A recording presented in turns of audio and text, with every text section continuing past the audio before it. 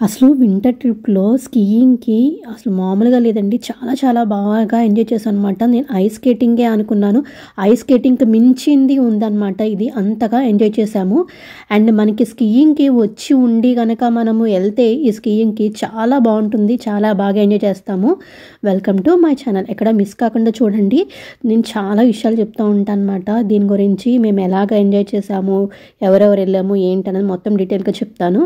ఇదంతా కూడా ఒక ఆర్టిఫిషియల్ ఐస్ తోటి చేశారంటండి. మొత్తము కొండ ఉందనమాట. ఇదేంటంటే సమ్మర్‌లో ఇక్కడ బైక్ రైడ్స్ ఇవన్నీ జరుగుతూ ఉంటాయంట. Mount bikes ఇవన్నీని.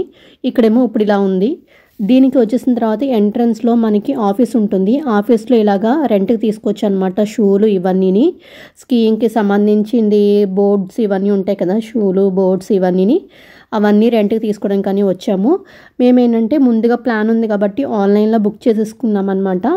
ఆన్లైన్‌లో బుక్ చేసేసుకుంటే ఇలా రెడీగా మా పేరుతోటి పలానా టోకెన్ నెంబర్‌కి అని చెప్పేసి పెట్టేశారు. అసలు ఆ షూ చూస్తే అసలు నాకు చాలా భయమేసేసిందనమాట. అది చాలా బరువుంది. నాకు వేసుకోవడానికి చాలా టైం పట్టింది. నేను అసలు వేసుకోకూడదని చెప్పి అనుకున్నాను. కానీ ట్రై చేద్దామని చెప్పేసి అయితే ట్రై చేశాను. ఏంటంటే ఫస్ట్ పాపకి అలౌ చేసాము. తర్వాత మా హస్బెండ్ వెళ్ళారు. దాని తర్వాత లాస్ట్‌లో నేను వెళ్ళాననమాట. అంటే హెల్ప్ కింద ఉంటారు కదా అని చెప్పి. ఇలాగా రెంట్‌కి తీసుకోవడానికి అయితే ఒక రకంగా అండ్ ఫ్రీ టిడ్ బ్యాంక్ అని గురించి మీకు చెప్పాను కదా చాలాసార్లు. అక్కడి నుంచి ఫ్రీగా బారో చేసుకోవచ్చని. అలా బారో చేసుకొని కొంతమంది కూడా తీసుకొచ్చుకున్నారు. సో మాది సడన్ ప్లాన్ కాబట్టి నేను ఇక్కడ డైరెక్ట్‌గా రెంట్‌కి తీసేసుకున్నాను అనమాట. అయినా అవైలబుల్‌గా లేవు. అండ్ ఈ స్టిక్స్ వచ్చేటికి మన హైట్‌కి తగ్గట్టుగా ఉన్నాయన్నమాట. చిన్న పొట్టిగా ఉన్న వాళ్ళకైతే గనుక చిన్న పిల్లలు లాంటి వాళ్ళకైతే గనుక ఇంకా చిన్న సైజు, పెద్దవాళ్ళకైతే గనుక ఈ సైజు. అంటే మన 70 సెంటీమీటర్స్‌కి ఒకళ్ళకి, 175 సెంటీమీటర్స్‌కి ఒకళ్ళకి అట్లాగా. ఇంగోండి మొత్తం అంతా అట్లాగా ఆ స్టిక్స్ పట్టుకొని మనం వెళ్ళాల్సి ఉంటుంది. చాలా చాలా ఫన్‌గా ఉందన్నమాట.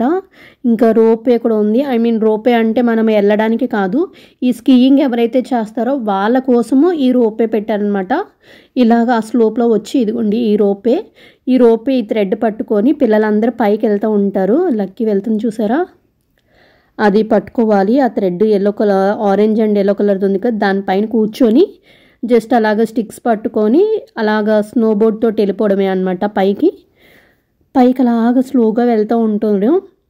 మనకి అక్కడ 2 బ్రేక్స్ ఉంటాయన్నమాట. అంటే బాగా హిల్ వరకు వెళ్ళిపోవచ్చు. లేదంటే కనుక మధ్యలో వరకు వెళ్ళొచ్చు. ఇక్కడ ఆరెంజ్ కలర్ క్లాత్లు కట్టి పెట్టారనమాట.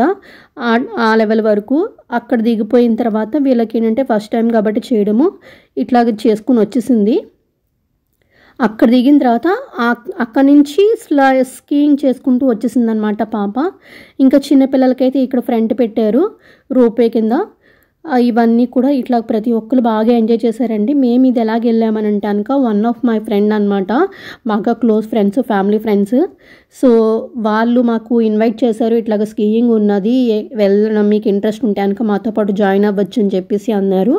సో అట్లాగా ప్లాన్ చేసుకొని ఒక 10 ఫ్యామిలీస్ వెళ్ళామన్నమాట.